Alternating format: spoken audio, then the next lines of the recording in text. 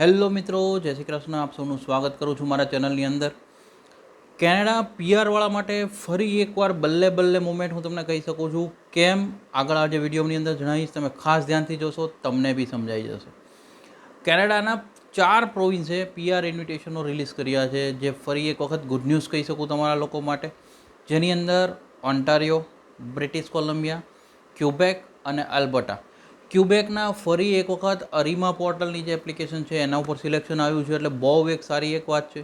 બીજી વસ્તુ, ઓન્ટારિયો પ્રોવિન્સની વાત કરીએ તો લગભગ એવું કહેવાય કે બહુ ઓછો ટાઈમ અથવા ફર્સ્ટ ટાઈમ 395થી 444 એટલે કે 395થી 444 સુધીના CRS-વાળાને સિલેક્શનો આવ્યા છે. જેની અંદર અત્યાર સુધી એવું કહેવાતું હતું કે ઓન્ટારિયોની અંદર લગભગ પીઆરના સિલેક્શન 400 ઉપર હોય એ લોકોને જ મળે. જે ફર્સ્ટ ટાઈમ કદાચ એવું કહી શકું, આ વર્ષની વાત કરો યા પાસ્ટ યર્સની વાત કરો, કે જે 395 પરની વાત આવી છે. બહુ મસ્ત ગુડ ન્યૂઝ કહેવાય. મેં તમને ઓલવેઝ કહું છું, કેનેડા પીઆર બાજુ ફોકસ કરી રહ્યું છે, તમે નિરાશ ના થતા. સૌથી પહેલાં આપણે ઓન્ટારિયોની વાત કરીએ. ઓન્ટારિયો જે સિલેક્શનો મોકલ્યા છે એની અંદર હું તમને કહું 209 લોકોને સિલેક્ટ કરવામાં આવ્યા છે.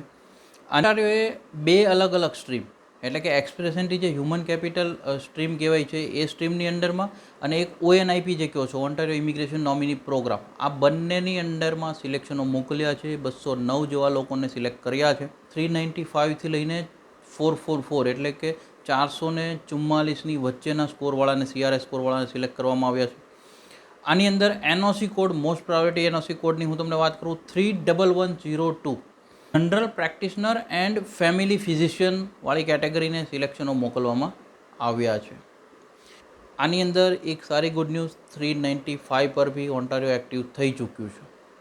આગળ બીજા પ્રોવિન્સની આપણે વાત કરીએ, જેની અંદર બ્રિટિશ કોલંબિયા. બ્રિટિશ કોલંબિયાની અંદર જે BCPNP સ્ટ્રીમ ચાલી રહી છે, બ્રિટિશ કોલંબિયાએ 35 લોકોને સિલેક્ટ કર્યા છે, જેમની સ્ટ્રીમ્સ ચાલે છે સ્કિલ વર્કર EEBC એટલે કે express entry British Columbia stream, international graduate EEBC scheme. Semi skill વર્કરનો જે સ્કોર કહો 134, 1110, આ એન્ટ્રી લેવલ અને સેમી સ્કિલવાળાની સિલેક્શનો હતા. આ સિવાય 23મી તારીખે જે એમને સિલેક્શનો મોકલ્યા હતા એની અંદર 73 ITA ઇસ્યુ કર્યા હતા. જે ITO જનરલ ડ્રોની અંડરમાં સિલેક્ટ કરવામાં આવ્યા હતા. જેની અંદર હું તમને વાત કરું, 37 ઇન્વિટેશન જે છે 91ના સ્કોર ઉપર છે, એ ચાઇલ્ડ કેરવાળાને સિલેક્ટ કરવામાં આવ્યા છે. કન્સ્ટ્રક્શનવાળાને 17 ઇન્વિટેશન આપવામાં આવ્યા છે 92ના સ્કોર પર.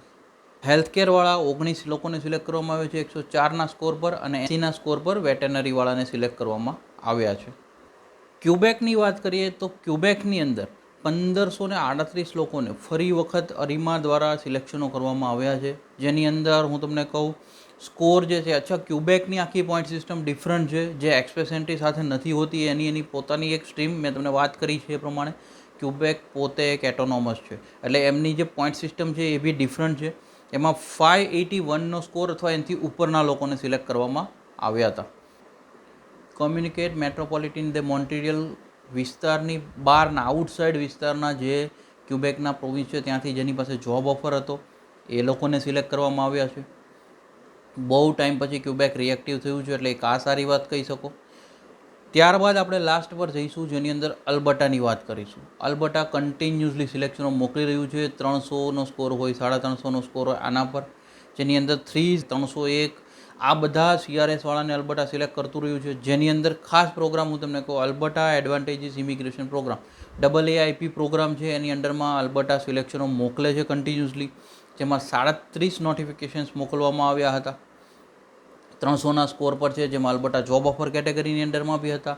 નોર્મલી બી આલ્બર્ટા જે છે 301ના સ્કોર પર સિલેક્શનો કન્ટિન્યુઅસલી મોકલી રહ્યું છે. આ સિવાય જે બી નેક્સ્ટ અપડેટ આવશે હું ટ્રાય કરીશ જલ્દીથી જલ્દી તમારી સુધી પહોંચું. બટ અલ્ટિમેટલી આ બધી વસ્તુ પરથી એક ફાઇનલ કન્ક્લુઝન એવું લાગી રહ્યું છે કે કેનેડા જે છે એ ધીરે ધીરે પીઆરનું ફોકસ વધારી રહ્યું છે. બટ સ્ટેટ ડિમાન્ડ વાઇઝ, પ્રોવિન્સની ડિમાન્ડ વાઇઝ, ફ્રેન્ચ કેટેગરી, ડિમાન્ડની કેટેગરી જેમાં હેલ્થ કેર ને બધું છે, આ પ્રમાણે કેનેડા અત્યારે ધીરે ધીરે ફોકસ પીઆર ઉપર વધારી રહ્યું છે. હું પીઆરને પ્રમોટ નથી કરી રહ્યો, બટ જે સાચી ઇન્ફોર્મેશન મારી પાસે આવે છે એ ઇન્ફોર્મેશન તમારા સુધી હું પહોંચતી કરવાની ટ્રાય કરું છું. જો માહિતી સારી લાગી છે એક લાઇક કરી દેજો, મેક્ઝિમમ લોકો સુધી શેર કરવાનું ના ભૂલતા. Thank you so much. જય હિન્દ, જય ભારત.